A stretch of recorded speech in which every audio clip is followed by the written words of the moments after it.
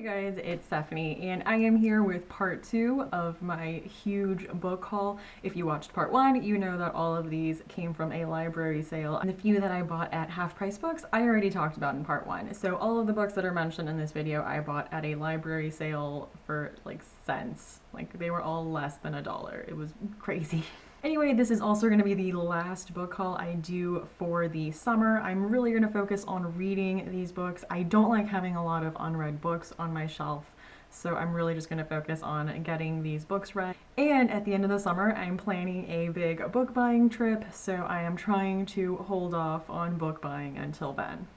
But anyway, let's get to the books. I have The Winter People by Jennifer McMahon. I have heard this is a ghost story. I know it is about a girl and her mom and her sister, and they live off the grid in Vermont. And that area of Vermont is very infamous for a very strange disappearance that happened in the early 1900s. One day, the protagonist, Ruthie, wakes up and her mom is missing, and under the floorboards of her house, she finds a mysterious diary connected to the original 1908 disappearance that might have the answers to where her mom is. So I've heard this is kind of a thriller, horror, suspense. I'm really looking forward to reading this.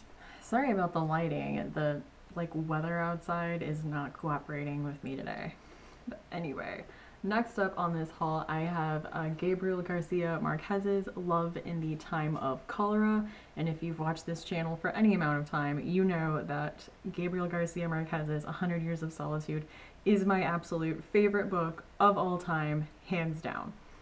So this is another well-known work of his about a young couple that for whatever reason can't be together. The girl goes off and marries someone else, and the young man in the relationship does not give up hope and is actually waiting until her husband dies to pursue her once again.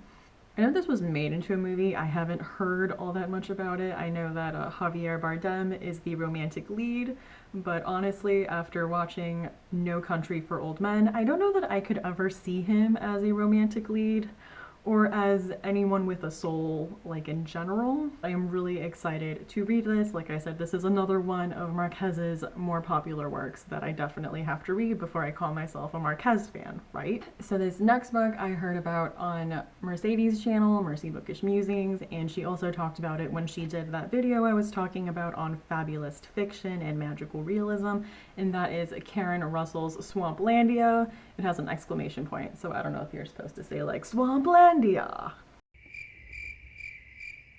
Anyway, this book is about a girl whose family lives on an island in Florida, and they run a gator wrestling theme park. The mother dies at the beginning of the book, and the young protagonist is set on saving the family theme park.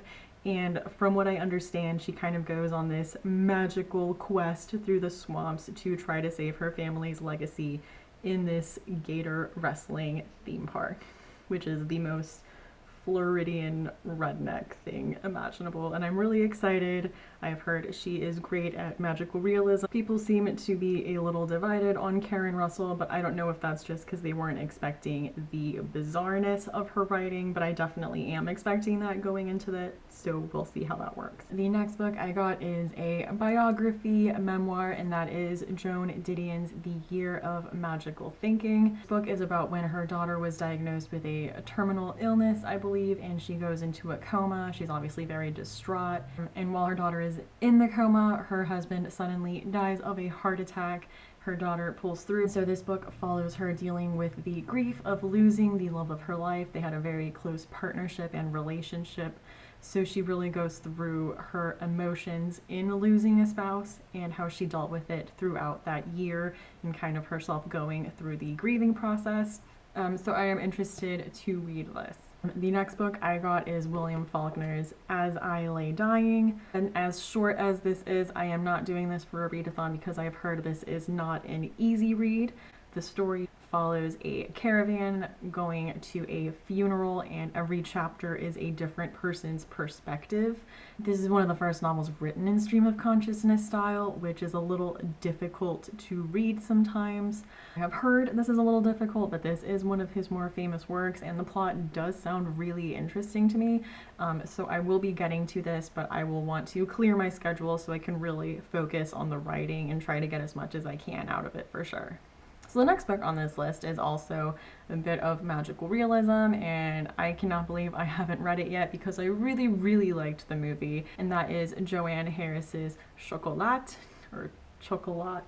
And it is about a woman who opens a chocolate shop across the street from a church, and she just has this ability when people come in to know exactly what to give them. She kind of starts prescribing them different kinds of chocolate, and there is a little bit of strife with the church. I absolutely love this movie. It's on Netflix and you should watch it, even if it's just for Johnny Depp, because it was just a really cute, fun movie, and I really, really liked it. The next book that I got was an author that I have been dying to read something by, so I was really, really excited when I found this, especially because it's such a beautiful copy. Like, I love this. And this is Philip K. Dick's The Man in the High Castle. The title might seem a little familiar, especially since Amazon Prime just did the show adaptation for this, but this is an alternate history of what would have happened if the Nazis had won World War II, and kind of where the world would be and how it would be run. Like I said, I have really been looking forward to reading something by Philip K. Dick. I have not watched the show yet. I am definitely going to read this book and then watch the show, so I am interested to see how I like this. The next book I got is Carol Rivka Brunt's Tell the Wolves I'm Home. I know this is a bit of a coming of age story. I know it is about a girl who was really close to her uncle, and I think it is in the 80s, and her uncle dies of AIDS.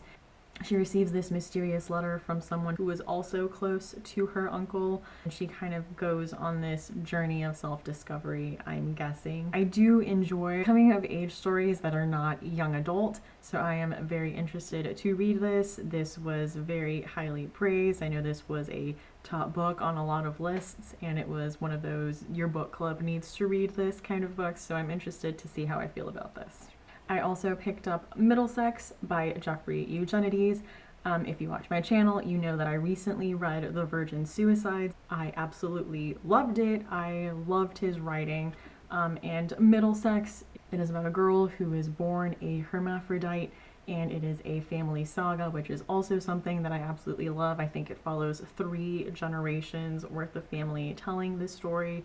And like I said, I fell in love with Eugenides' writing in The Virgin Suicides, so I am really looking forward to this. I know a lot of people really, really enjoy this novel. I also picked up The Stranger by Albert Camus. This one, plot-wise, I really don't know a whole lot about, other than it is a great work on existentialism. I don't know when I'll read this, but it doesn't look like that'll take me that long. Again, a lot of people also really, really like this, and this is a book you will often see on those books you need to read before you die. So I am interested to read this. And the final book to close out this book haul is Americanah by Chimamanda Ngozi Adichie, and this is about a Nigerian couple who immigrates to the United States. And the girl wants to continue her education at college, and it's really about this couple experiencing what it means to be Black in modern day America and all the stuff that comes with that. I have heard that this is in production right now to be a film. I believe it's going to be directed by the same director who directed Selma.